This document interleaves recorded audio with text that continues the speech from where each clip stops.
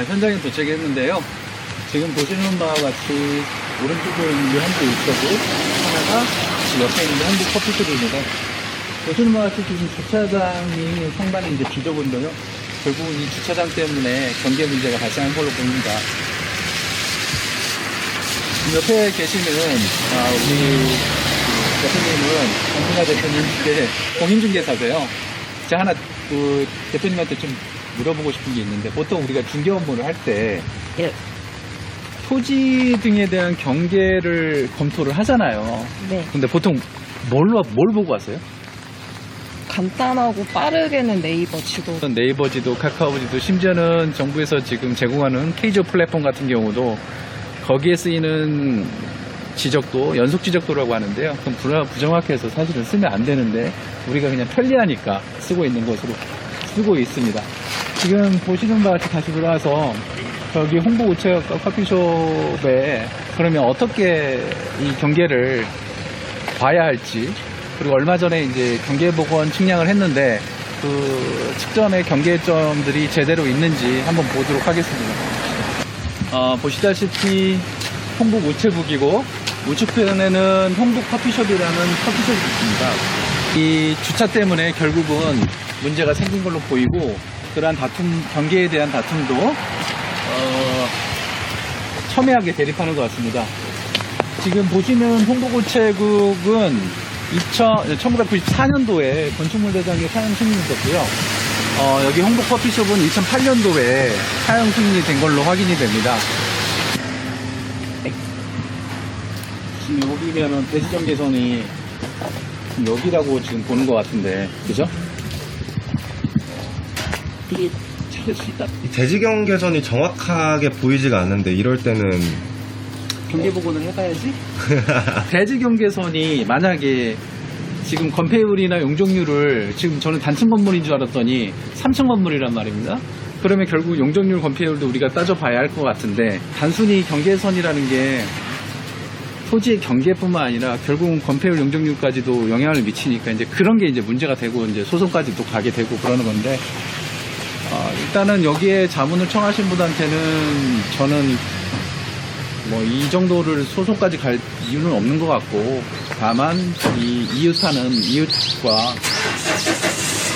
그 사용료 내지 임료를 지불하고 그렇게 하는 게 좋겠다라고 말씀을 드렸죠.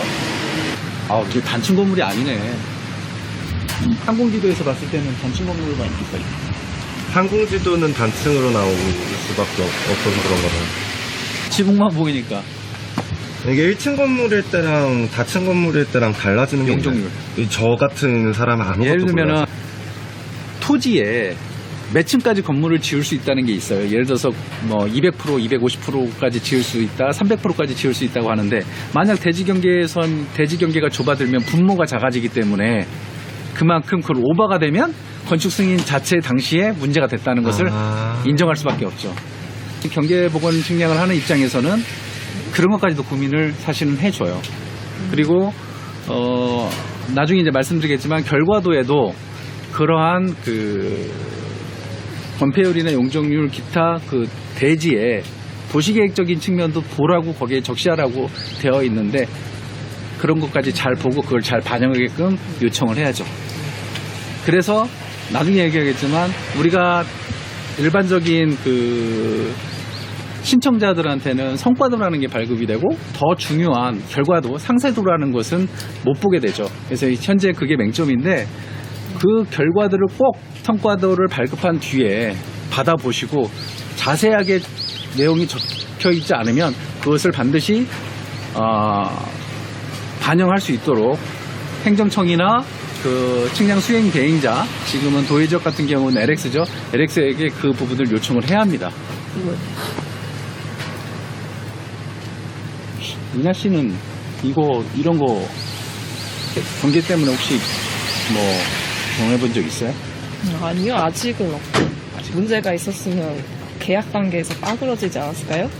근데 계약 단계에서를 현 시스템에서는 알 수가 없죠. 그냥 공부상 우리가 등기상 보고 건축물 대장 봤을 때는 이상이 없고, 근데 이제 그런 걸 제일 물어봐야 할 때가 언제냐면 이장님들한테나 아니 도의적 같은 경우는 이장님이나 주변 분들한테 물어보면 아 저기 땅 때문에 골치 아팠던 데야 라는 얘기를 하죠. 그러면 이제 그런 거에서 힌트를 얻을 수가 있고 이제 하반기에 다는 아니지만 제조사 지역 같은 경우는 리 단위까지는 우리가 정보를 좀 제공을 해서 그런 지역이 있으면 한 번쯤 더 이제 중개하시는 분들도 그렇고 귀촌해서 토지나 주택을 매입하시는 분들한테도 그분들이 검색을 해서 이 부분이 좀 더 한번 확인해야 할 지역이다라고 생각한다면 행정청, 관할 행정청이나 한국국토정보공사에 문의를 하면 그런 부분 이제 정보를 알 수가 있죠. 그래요. 여기까지 하면 될 것 같습니다. 네.